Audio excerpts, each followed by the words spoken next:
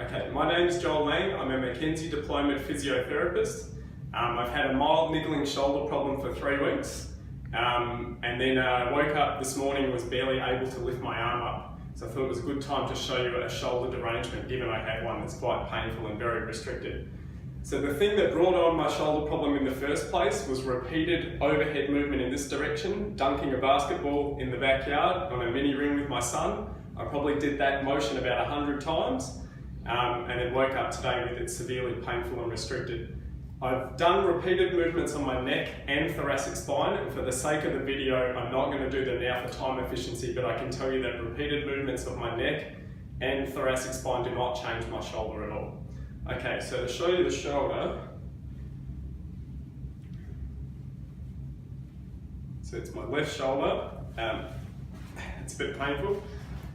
The pain is essentially here, right on either side, and with some of the movement it radiates here. I have had one similar problem with the shoulder a couple of years ago that resolved. Okay, so if I show you flexion first, that's actually pretty good at the moment. It's mildly painful. Okay, that's very painful, but I can get there.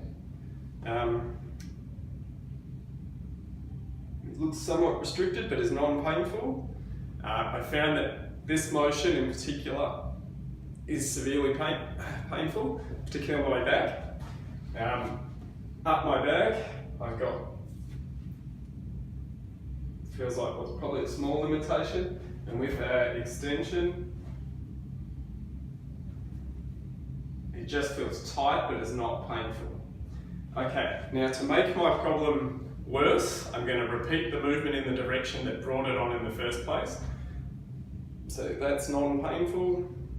I know from experience it doesn't take many to make me really sore, so I'm not going to do heaps.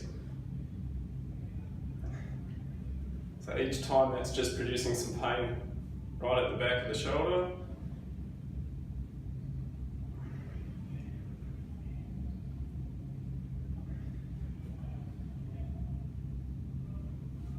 I'm not counting whether it'll be close to 10. Okay, my abduction up.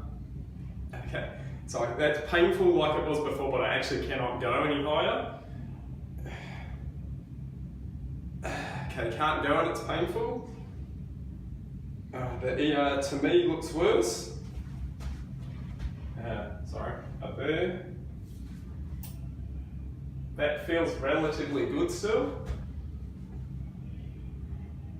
Extension feels a lot more obstructed.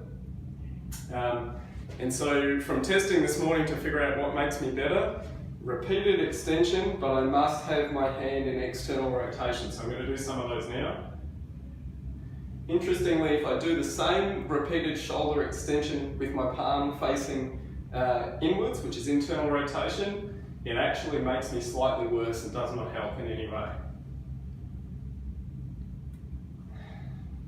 Now these are not particularly painful. Mildly, it's more like a pressure feeling and a lot of resistance, like it's stiff.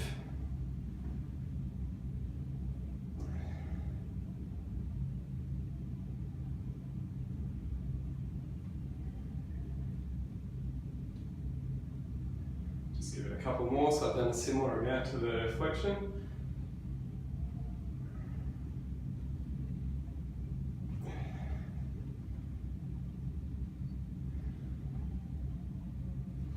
Okay, so if I retest my flexion, that's easy, just feels easy to do. Oh, mild, tiny catch of pain, but I can clearly get there.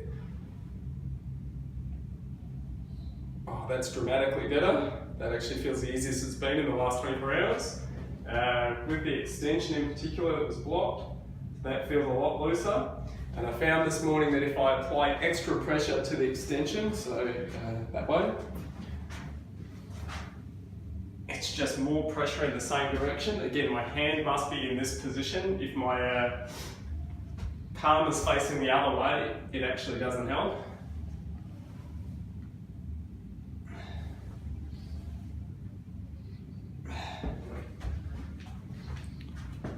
That feels free and full. That feels absolutely normal now. That feels normal and pain-free. not sure about the range, but it feels pretty similar. So that's how a shoulder derangement works. You can make it rapidly better and rapidly worse, depending on moving it into the direction that makes the joint more obstructed or the direction that reduces the obstruction.